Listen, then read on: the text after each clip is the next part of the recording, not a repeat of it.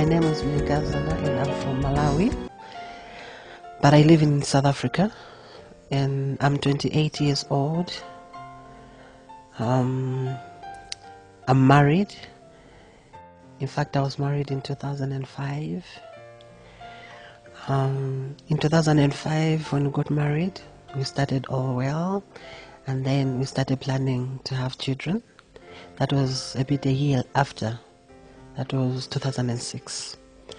And then when we decided to have children, we started out the process, and then I got pregnant. When I reached the 3rd month, I miscarried.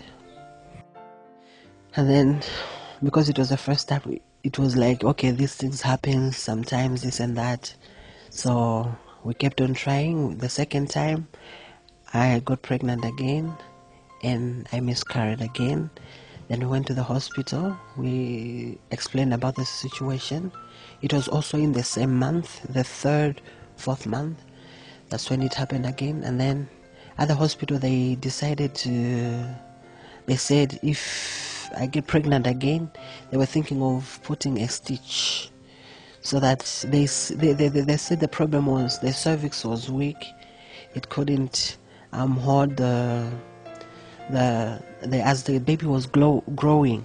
They said it was becoming weaker because of the weight of the baby as the baby was growing, so it couldn't close the way it's supposed to. That's what they said, and they call it cervical incompetence. So after then they said if I get pregnant again, I must go there in the about 16 weeks, 16, 15. I was supposed to go to the hospital and put the stitch, and then we went to the hospital. They did that. They put the stitch on the cervix, and then when I reached, I just passed a month after putting the stitch, and then the water broke again. And then we went back to the hospital. We explained to the doctor, and they were all surprised how it happened, because to them that was the solution for the problem. And they decided to take out the stitch to let the baby out, because it wouldn't stay there, as they said, because the water was out. My husband was so very worried. He could even cry, all those kinds of things. And so we had some other, ideas from relatives, parents. Then they said, okay, fine, maybe we should try this. The second time when it happened, and then they decided that I must take some traditional medicine. And then I was given that. I was taking, and it still happened. The third time, that's when we went to the hospital. They did the stitch, and still more, there were those ideas that I must do all those kinds of things. But the thing was still repeating itself. In total, I had 4 miscarriages, and it wasn't a good experience for someone who really was looking for a child. It was a bad thing. The way I was feeling, it was like I was like, maybe I'm not a woman, those kinds of things. If I see my friends carrying their children, my age mates, all those kinds of things, and I was thinking, why me? What have I done?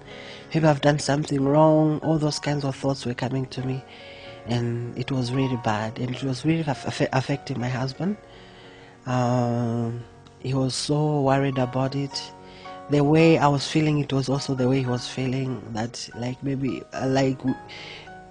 he's growing up also, and he needs children, those kinds of things. It affected us so much, and also our families. My husband's family, my husband's parents, since he's only man in the family, and all that, it was like affecting so much. They were so depressed about it. And also my parents, our brothers, sisters, it all affected them. They were so worried about it.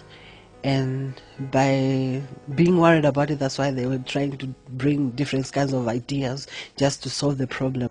Then also, it costed much as we go to the hospitals to see the doctors that have the different kinds of prices, and to put the stitch it was very expensive. To try this medicine from this medicine, to go to the traditional healers, oh, it was costing money, but the condition was remained the same. It didn't change. I like watching TBN, and there was a time when I was watching, I found myself that I was watching Pastor Chris preaching, and then when I listened to his teachings, it was like I got connected to his what he was preaching, his teachings. So I made it a point. I must at the time when he was preaching, and then I made it a point that I was watching. So I kept on watching every day, almost many times I must say so. I knew that God would never fail, and I by then I had started, hearing the word of God, and studying, and in deep down my heart I knew that God would never fail me, and really my hopes now was up to him, because I had tried all that I could try, but I couldn't see any change. Now I knew that there was one place where I can turn to, and it was God, and really that's where I turned, and I knew that I'll have my testimony one day. And then I saw my friend with a rhapsody of realities, so I asked her, where did you get the rhapsody? And then she told me that she got it from church. And then she explained to me where the church was, and I went there. That's where I heard about the healing school. I went to the healing school, and today I have a fat testimony, a beautiful one. I have a smile. God has put a smile in my face, and I'm so glad, and I'm so praising God and thanking him for the wonderful thing that he has done in my life.